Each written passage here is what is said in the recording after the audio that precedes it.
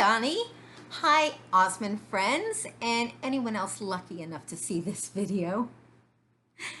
Anyway, I want to keep this intro short and sweet. As you can see, it's a long video, but I wanted to tell you that in 2010, I sat down to write my memoir and kind of my life story and how the Osmonds have impacted, inspired, and influenced me in every way, spiritually, personally, musically. And although I've been blessed to have had several experiences over the years, with the summer tour underway, and I cannot wait, I thought this would be an opportunity to try to do what I've been trying to do for years, and I've been on a mission, and with the final pages being put together with my book, it has been my mission to sit down with Donny Osmond briefly and ask him some very profound and very respectful questions that I've wondered over the years. And this attempt is just seemed fun with the final, or I'm sorry, with the summer tour coming up. So anyway, before I make any more mistakes with final ado, I have parodied his Rapography. And for what I make up in any kind of technological expertise of any sort, I hope I make up for in some very sincere humor. So without further ado, enjoy!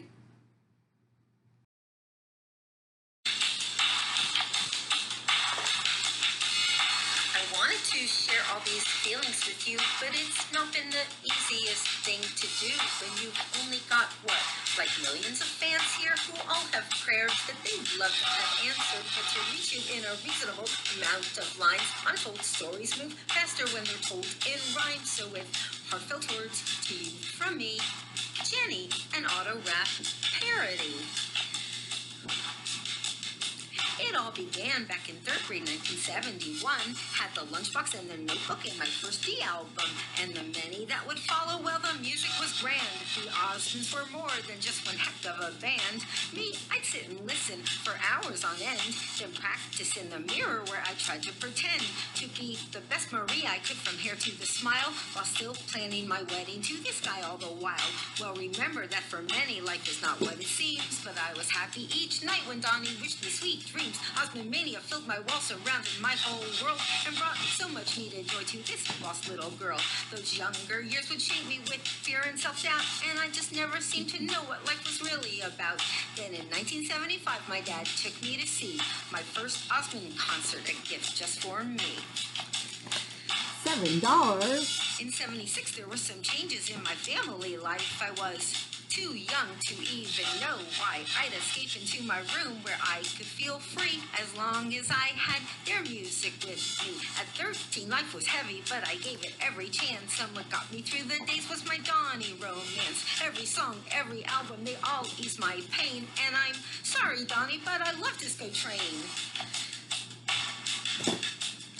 It's true that by this time, disco conquered my blues. From Night Fever to Boogie Shoes, but I was still rock and rollin', yeah, a little bit country. Their musical talent is unmatched, second to none. Gee, I've always stood firm with strong Osmond pride, even when the sad haters would cast me aside. I've kept records and t-shirts and programs to boot, and about those cartoons, well, I've got those too. My musical tastes were evolving non-stop, from rock, R&B to all the best pop. But no matter the genre and out loud I'll sing, that musically the Osmonds could do anything. The music scene was out of sight. Those classic artists, well, they all were so tight. But when I think of good times, yeah, I'm not gonna lie, you know where you find me each Friday night. Radio Beach Party 78. Donny would MC and I just couldn't wait till later that night. Behold my surprise, oh no! Donny had brought a date. Discovering that Donny had married his queen was a heartache that most would know what I mean. But there stood his bride, though still just a teen, the most gorgeous woman that I'd ever seen. Wow. The 80s My 20s, my hair wasn't as stunning. My life would take a different turn, and Donny had his honey. It didn't keep me from still loving that guy, but I had to sit down and have a good cry. Yet I had a dream that I longed to make happen, to sit down with Donny for a serious chat. Then, what could I say to make this come true? I know I'll do this crazy wrap-up for you. But in 1982, I think I started to shine on my own, still alone, but maybe this is my time. But as it turned out, in the 80s for me was clubs, friends, and parties, and yes, MTV.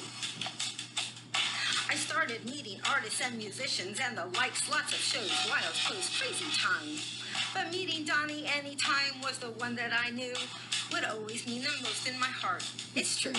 In 1989, I heard a song they were playing. You didn't have to fool me who it was. Hey, just saying.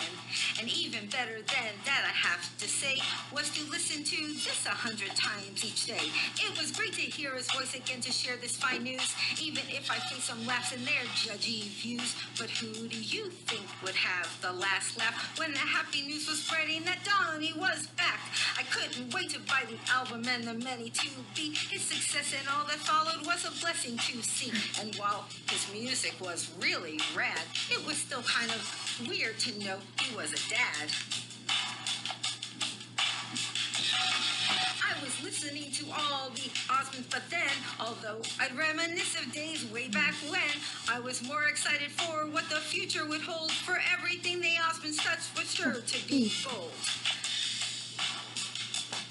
It was fantastic to see Donny back on the stage, and it's amazing how neither of us look our age. And now I was getting ready to move as well and start a whole new chapter in the ATL.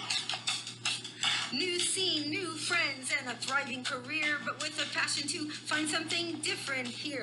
I was having lots of fun, at times like much too late, an independent woman who was doing great. Then I almost went broke, and I'm feeling down, and adjusting to life in this job in this town, still searching for a purpose, a life more devout, something I knew very little about.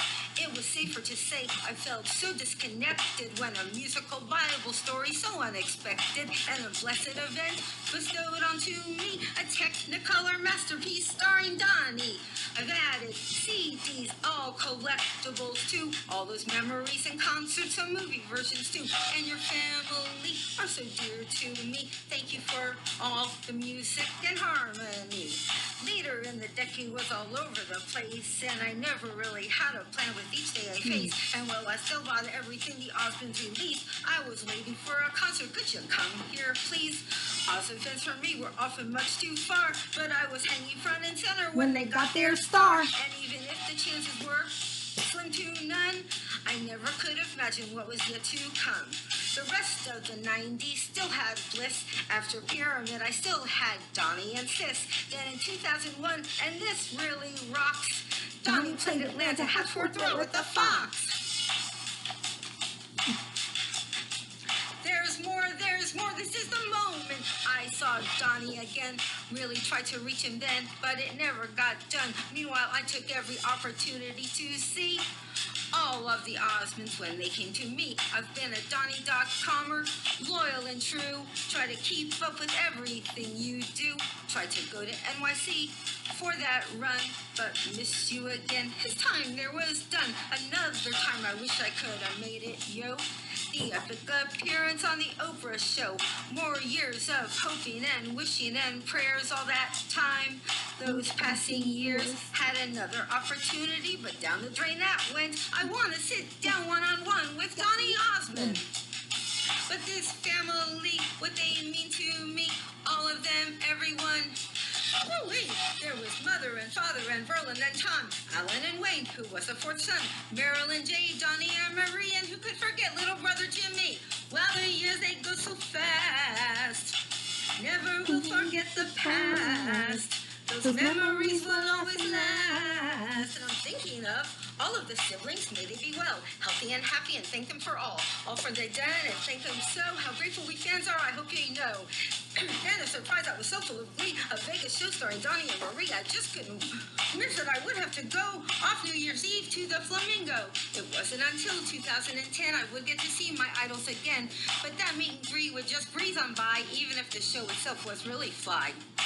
2 years after that happened, the biggest chance came my way. Here's an email, come and sail with us on the Donny and Marie cruise. And I thought, I'll send in my entry and tell all my friends and even audition for the talent. I was chosen for both. And crazy I went, I made the Mad Top 10. Got to sing on stage with D&M, even if I hated how I looked back then. Yet I might have come in first, you see, but the curtain closed early. Just ask Marie. The program that I started 12 years strong, thanks to Johnny, who helped so long, and I know I could have been the winner when promised that private Johnny dinner. There's so much more that I'd love to tell, but my time is running out, so I'll have to yell out to all you fools who do not know, ain't nobody cooler than Donny O. Oh, one more thrill. 2 years ago in Vegas saw a double bill, and although it was great, a dream come true, there are questions that I'm longing to ask of you. Okay, now I'm done. Woo. My name's Jenny Lefferts, and this might be cheesy, but I worked really hard, and it wasn't that easy. My boldest attempt for an interview, please. 10 minutes, no more. Maybe just say, yeah, baby. And that, Donny, to you from me, this long and silly, shameless plea.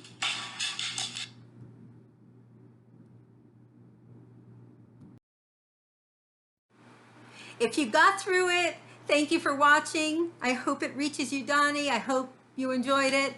And that's the best I could do after 100 attempts. We're gonna go with it, but just remember, it's never too late to start again. Over and out.